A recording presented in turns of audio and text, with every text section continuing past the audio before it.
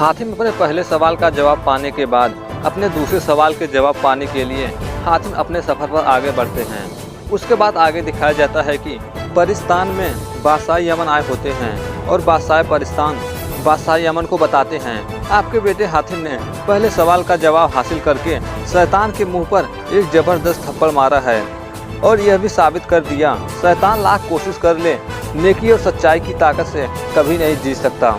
तभी बादशाह यमन कहते हैं, वाकई हातिम ने इस कामयाबी ने हमारे सर को फख्र से ऊंचा कर दिया है, हमें नाज है अपने बेटे हातिम पर। तभी मलकाए परिस्तान कहती हैं, आपको ही नहीं हम सबको नाज है हातिम पर, सारी दुनिया आज हातिम के साथ खुश है। तभी मलिकाए यमन कहती हैं, हाँ सिर्फ एक मैं हूँ जो इस खुशी के मौके पर खुशी नहीं हूँ। हातिम की जान अभी भी खतरनाक दुश्मनों से घिरी हुई है और कहती हैं, जिस बेटे की जान हर पल खतरे में हो उसकी माँ खुशी कैसे मनाए। खुशी की घड़ी तो आई थी, बड़े अरमानों से हातिम को दुल्हा बनाया था, लेकिन ऐन वक्त पर सर से सेहरा उतार कर वो चला गया। तभी बादशाह यमन मलिकाए को समझाते हैं, आप एक बहादुर बेटे की माँ हैं, इस तरह आपको आंसू बहाना शोभा नहीं देता। तभी बादशाह परिस्तान कहते हैं, बादशाह यमन इस खुशी के मौके पर हमने आपको इसीलिए तो बुलाया है। तभी बादशाह परिस्तान अपनी शक्तियों की मदद से वहाँ पर हातिम के रूह लेकर आते हैं। तभी हातिम की अम्मी अपने बेटे हातिम को देखकर बहुत खुश होती हैं। तभी हातिम कहते हैं, अम्मी हजूर कैसी हैं आप। तभी उनकी अम्मी पूछती हैं, हातिम बेटे तुम कैसे हो। तभी हातिम कहते हैं, खुद ही देख लीजिए पहले जैसा हट्टा कट्टा हूँ। तभी उनकी अम्मी कहती हैं, झूठ झूठ बोल रहे हो तुम, देखो कितना कमज़ोर हो गया है।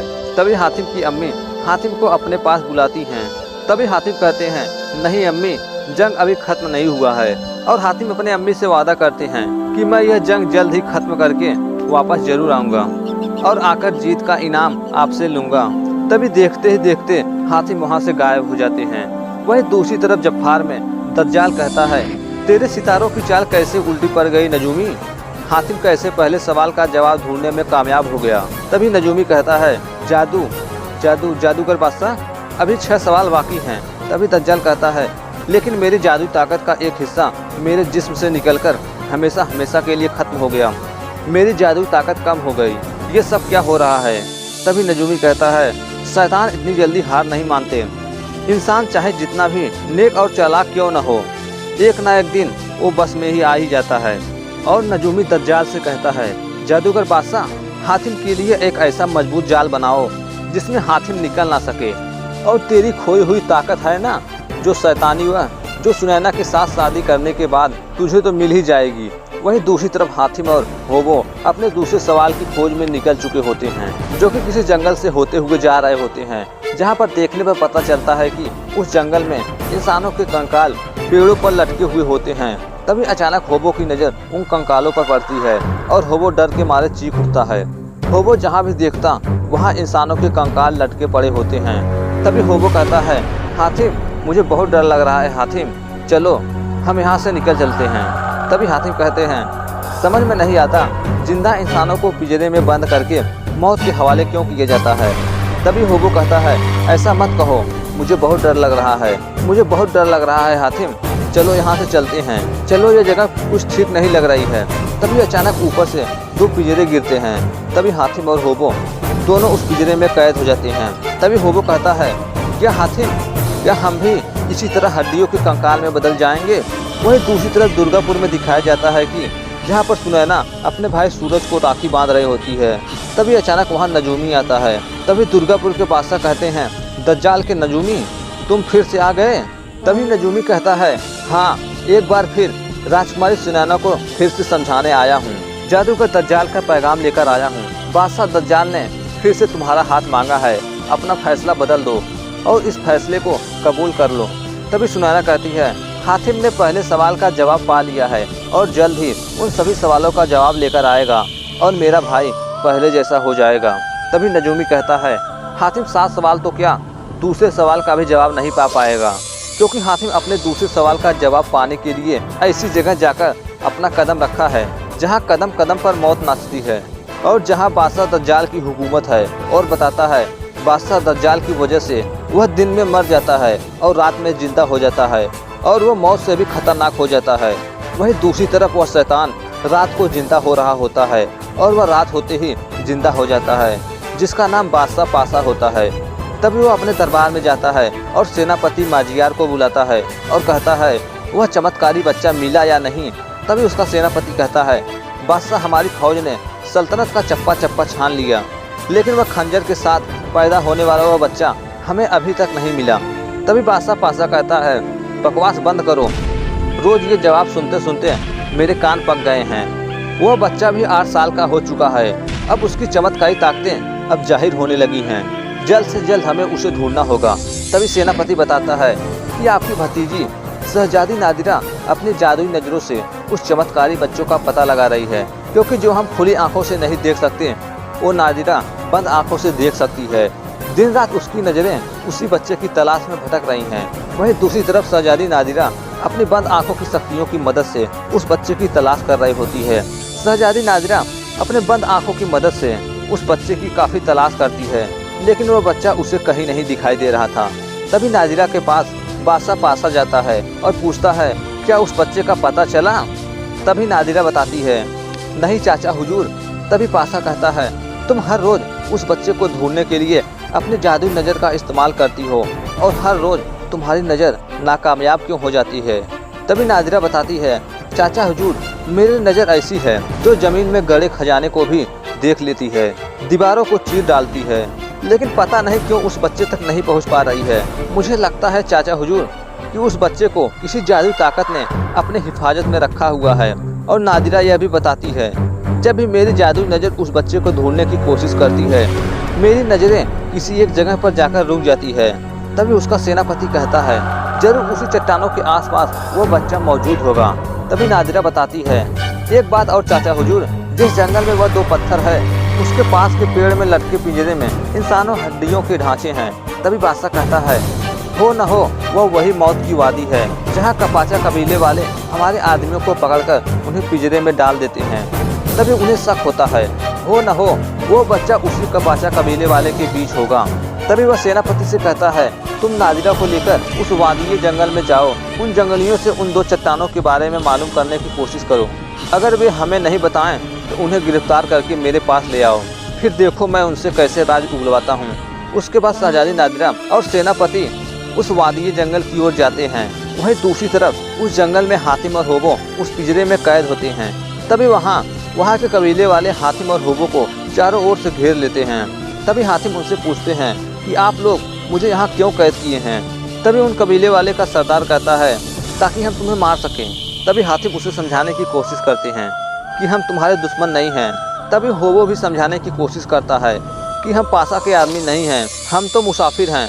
तभी हातिम पूछते हैं कि ये पासा कौन है, लेकिन वे लोग हातिम की कोई बात नहीं सुनते और उन्हें मारने वाले होते हैं कि अचानक वहाँ उसी कबीले का एक बुजुर्ग आदमी जकाली आता है और वह हातिम की ताबीज़ देखकर समझ जाता है कि ये पासा के आदमी नहीं है और उन्हें मारने से रोकते हैं। उसके बाद हातिम और होबो उन दोनों को आज़ाद कर देते हैं। तभी हातिम अपने बारे में सब कुछ बताते हुए अपने दूसरे सवाल के बारे में भी बताते हैं। तभी उनके पूछने पर हातिम अपना दूसरा सवाल बताते हैं, नेकी का दरिया में डाल। तभी जकाली बाबा कहते हैं यह तो बड़ा ही आसान सवाल है, इसका मतलब होता है। तभी अचानक वहाँ पासा का सेनापति आता है। तभी जकाली पूछते हैं माजियार तुम यहाँ क्यों आए हो। तभी वह कहता है हमें पता चला है कि वह खंजर के निशान वाला बच्चा तुम्हारे कबीले में है और तुम्हारे कबीले की बस्ती में ले जाने वाला रास्ता भी यही कहीं है, लेकिन जकाली उन्हें वह रास्ता नहीं बताते हैं। तभी वे लोग उस पर हमला कर देते हैं। तभी उन दोनों के बीच लड़ाई शुरू हो जाती है। उन दोनों के बीच काफ़ी समय तक लड़ाई चलती है। तभी हातिम नादिरा पर हमला करने वाले होते हैं कि हातिम रुक जाते हैं और इसी का मौका देखकर सेनापति हातिम को पकड़ लेता है। तभी सेनापति कहता है बहुत अच्छा हुआ जकाली जो तू खुद मुझे मिल गया। अब तू खुद उस गुप्त रास्ते के बारे में बादशाह को बताएगा। उसके बाद वे सभी सैनिक हातिम और उन सभी कबीले वालों को पकड़कर पासा के पास लेकर जाते हैं। तभी पासा उन कबीले वालों में से एक कबीले वाले को जान से मार देता है और पासा जकाली से कहता है तेरी अपनी कबीले वाले के आदमी की खून अब तेरे सर पर है। अगर अब भी तूने मुझे नहीं बताया तेरे कबीले में जाने वाला वह गुप्त रास्ता कहाँ है और तूने उस चमत्कारी बच्चे को कहाँ छुपा कर रखा है, तो तेरे सर पर अपने एक और आदमी के खून का पाप होगा। तभी जकाली कहता है पासा तू जो चाहे कर ले, यह कभी नहीं हो सकता। चाहे तो इसके लिए हमारे कबीले वाले के एक एक आदमी की जान ले ले। तभी बादशाह पासा एक एक करके सभी कबीले वाले को मारता है। तभी एक कबीले वाला डर के मारे उस कबीले का रास्ता बताने को तैयार हो जाता है। तभी पासा उसे नहीं मारता और कहता है क्योंकि इसकी जान बहुत ही कीमती है, अब ये हमें उस बच्चे तक पहुंचाएगा और बहुत जल्द वह चमत्कारी बच्चा हमारे कब्जे में होगा और फिर मैं दज्जाल के अपने पुराने हिसाब को चुकता करूंगा। तभी पासा हातिम और होबो को देखता है और कहता है कौन है ये दोनों। तभी उनका सेनापति बताता है कि ये दोनों जंगलियों का साथ दे रहे थे और उन्हीं के साथ गिरफ्तार हुए हैं, और बताता है कि इसने तो नादिरा पर भी हमला किया था। तभी पासा हातिम और होबो से पूछता है कि कौन हो तुम दोनों। तभी हातिम बताते हैं कि हम दोनों मुसाफिर हैं, और होबो कहता है हमें इन जंगलियों से कुछ भी लेना देना नहीं है, हम तो इन्हें जानते भी नहीं हैं। हम तो 7 सवालों का जवाब ढूंढने के लिए निकले थे दज्जाल के।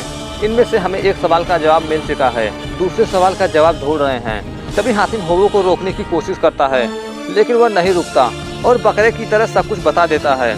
और होबो कहता है जैसे हमारे दूसरे सवाल का जवाब मिल जाएगा हम यहाँ से निकल जाएंगे।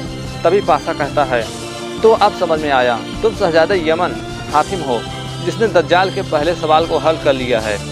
इतना जानकर राजकुमारी नादिरा अजीब सा बर्ताव करने लगती है, जो कि नादिरा का यह बर्ताव सेनापति देख रहा होता है। तभी बादशाह कहता है तुम तो बड़े काम की चीज़ हो, सियासत शतरंज में बहुत कीमती मोहरे हो तुम। तभी बादशाह पासा नादिरा से कहता है हातिम और उनके साथी ने हमारे फौज का मुकाबला करके बहुत बड़ा जुर्म किया है, लेकिन उसने तुम पर भी तलवार उठाया, इसलिए वह तुम्हारा भी मुजरिम है। हम चाहते हैं कि तुम अपने हाथों से इसे सजा दो और उन्हें सलाखों के पीछे डाल दो। तभी नादिरा हातिम और होबो को कैद खाने में ले जाकर कैद कर देती है। तभी नादिरा हातिम से कहती है कि जब हम दोनों लड़ रहे थे तो तुम मेरा कत्ल कर सकते थे, फिर तुमने मुझे छोड़ क्यों दिया। तभी हातिम कहते हैं क्योंकि तुम्हारे हाथ में कोई हथियार नहीं था, तुम अपने बचाव की हालत में थी। तभी नादिरा कहती है झूठ, तुमने मुझे इसलिए छोड़ दिया क्योंकि मैं बहुत खूबसूरत हूँ। और कहती है दुश्मन चाहे जितना भी खूबसूरत हो उसे छोड़ना नहीं चाहिए। और नादिरा कहती है अगर मैं तुम्हारी जगह होती ना तो मैं तुम्हें कभी नहीं छोड़ती। तभी हातिम कहते हैं यही तो फर्क है इंसाफ के लिए लड़ने वालों में और जुर्म के लिए लड़ने वालों में। और हातिम कहते हैं जालिम वसूलों का खून करके खुश होता है और इंसाफ के लिए लड़ने वाले वसूलों के लिए अपनी जान कुर्बान कर देते हैं। जुल्म करने वाले मासूम लोगों का खून करके खुश होते हैं और इंसाफ करने वाले उनके मौत पर खून के आंसू बहाते हैं। और हातिम कहते हैं जालिमों के लिए खून करना तो एक खेल है, लेकिन इंसाफ वाले इंसाफ के लिए अपनी जान भी कुर्बान करने का अपना फर्ज समझते हैं। और हातिम कहते हैं अगर कबीले वालों का हिफाजत करते हुए अगर मेरी जान में चली जाती तो मुझे बहुत ही खुशी होती। सच्चाई के लिए जान देने में जो मज़ा है तुम नहीं समझोगी। और हातिम कहते हैं जिस दिन तुम्हें यह बात समझ में आएगी उस दिन तुम नहीं रहोगी। उसके बाद नादिरा वहाँ से चली जाती है और हातिम की कही हुई बातों को सोच रही होती है। तभी उसके सामने सेनापति आता है और कहता है नादिरा तुम्हारी आंखों में बगावत दिखाई दे रही है, शहजादी तुम्हारी आंखें बता रही हैं कि तुम हातिम को पसंद करने लगी हो। तभी नादिरा कहती है बकवास बंद करो माजियार। तभी माजियार कहता है मुझे धोखा देने और बेवफाई करने की कोशिश मत करना नादिरा, यह बेवकूफ़ी तुम्हें बहुत महंगी पड़ेगी। तभी नादिरा कहती है बेवकूफ़ी मैं नहीं तुम कर रहे हो सेनापति। तभी सेनापति कहता है तुम भूल रही हो कि तुम मेरी मंगेतर हो, हमारी शादी होने वाली है। तभी नादिरा कहती है तुम अपने हद में रहो सेनापति, याद रखो तुम एक शहजादी से बात कर रहे हो और दूसरी बात हमारी शादी अभी तक हुई नहीं है। उसके बाद नादिरा वहाँ से चली जाती है। वहीं दूसरी तरफ बादशाह पासा कहता है अब वह दिन दूर नहीं जब फिर से मैं दिन में भी जी सकूँगा, सांसें ले सकूँगा, फिर मैं पहले की तरह ज़्यादा ताकतवर बन जाऊँगा। तभी बादशाह का सलाहकार काहिम आता है और कहता है नहीं बादशाह, वह दिन अभी नहीं आया है।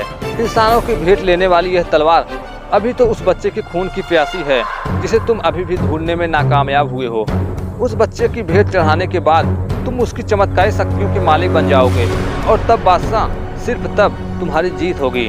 तभी पासा कहता है काहिम भूल जाओ उस बच्चे को, बिल्कुल भूल जाओ, क्योंकि अब हातिम मेरे हाथ में आ गया है। वो हातिम जो दज्जाल की मौत का पैगाम बन सकता है। और वह कहता है अब मैं जादूगर बादशाह से सौदा करूंगा, जिसमें कहूंगा कि मुझे दिन की रोशनी में जीने का हक दे दे और उसके बदले मैं उसे हातिम दे दूंगा। वहीं दूसरी तरफ दज्जाल नजूमी से कह रहा होता है कि हातिम दूसरे सवाल का जवाब पाने के लिए मेरे गुलाम पासा की हुकूमत में पहुंच चुका है और कहता है कहीं हातिम दूसरे सवाल का भी जवाब न हल कर ले। तभी अचानक वहाँ पासा आता है और कहता है नहीं हल कर सकेगा, हातिम अब कोई सवाल नहीं हल कर सकेगा। तभी नजूमी पूछता है कि पासा हातिम दूसरा सवाल क्यों नहीं हल कर सकेगा। तभी पासा बताता है क्योंकि हातिम मेरे मुट्ठी में है, मैं उसे कैद करके रखा हूँ, लेकिन मैं उसे तुम्हारे हवाले कर सकता हूँ जादूगर बादशाह। और कहता है लेकिन तुम्हें मुझसे एक सौदा करना होगा, मैं हातिम को तुम्हारे हवाले कर सकता हूँ, तुम्हें हमारी आज़ादी लौटानी होगी। और कहता है सूरज की पहली किरण से तुम मेरी सांसें लेने की आज़ादी छीन लेते हो, मुझे मुर्दा बना देते हो, क्योंकि तुम यही चाहते हो कि मेरी ताकत तुम्हारी ताकत का मुकाबला न कर सके। और कहता है अगर मैं चाहूँ तो हातिम तुम्हारे 7 सवालों का जवाब ढूंढकर तुम्हारी शक्तियों को खत्म कर सकता है, इसलिए कहता हूँ हातिम के बदले मेरी आज़ादी मुझे लौटा दो। लेकिन दज्जाल पासा की आज़ादी लौटाने को तैयार नहीं होता। तभी पासा कहता है तो दज्जाल तू भी सुन ले, हमारे इलाके में एक ऐसा बच्चा पैदा हुआ है जो चमत्कारी ताकतों का मालिक है, और उसे भेंट चढ़ाने वाला खुद उस चमत्कारी ताकतों का मालिक बन जाता है। और पासा कहता है मैं उस बच्चे को एक खास दिन भेंट चढ़ाऊंगा। इतना कहकर पासा वहां से चला जाता है।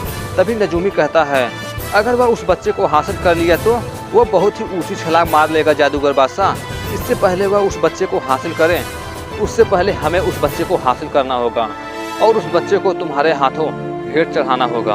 वहीं दूसरी तरफ पासा अपने महल में जाता है और अपने सेनापति से कहता है दज्जाल को यह सौदा मंजूर नहीं है, अब हातिम हमारे लिए बेकार है। तभी सेनापति कहता है अब हम उस हातिम का क्या करें सरदार। तभी पासा कहता है तुम्हें जो भी करना है तुम करो, मुझे हातिम से कोई मतलब नहीं है। और कहता है सूरज होने वाली है, दिन भर के लिए मरने से पहले मैं चाहता हूँ कि उस खंजर के निशान वाले बच्चे को सूरज डूबने से पहले हासिल कर लो। और बादशाह शहजादी नादिरा से कहते हैं जब मैं रात को मौत की नींद से जागूं तो मुझे वह बच्चा हर हाल में चाहिए। तभी सेनापति अपने सैनिकों को हातिम को खत्म करने का आदेश देता है।